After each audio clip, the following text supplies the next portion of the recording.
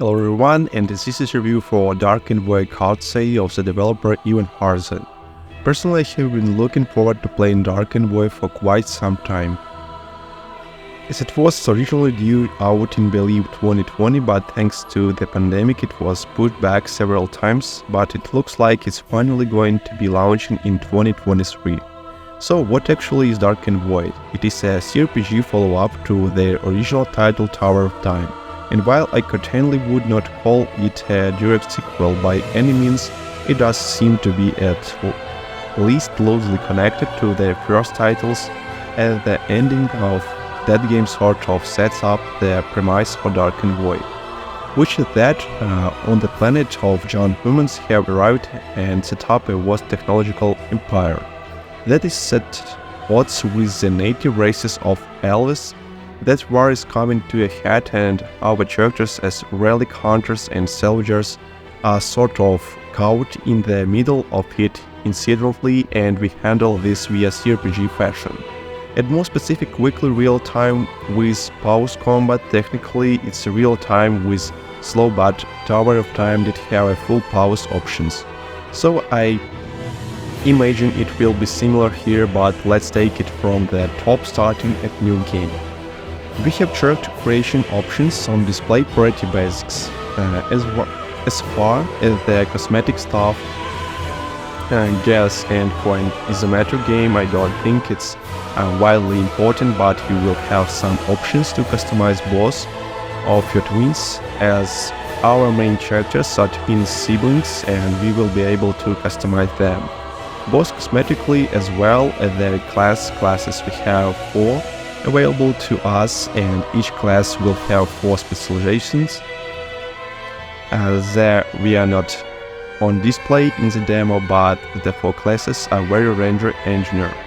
An adept at being your mage, being a more skill-focused character, Ranger seeming to be a sort of poison rogue type, and Warrior of course being a warrior. This will gradually determine their skills they get, but again there will be some variants here with the specialized classes that I don't have full details on just yet. In addition to picking your class, you set some base attributes on top of picking a starter set of gear that is of course based on the class you picked from there. So we are thrown into the world. Now the structure of this game is going to be somewhat missions based from what I understand.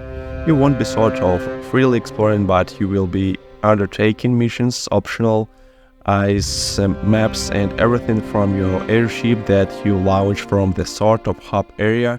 Now exploring each individual map on these missions is more akin to what you would expect from a typical CRPG isometric similar real-time with pause combat, of course.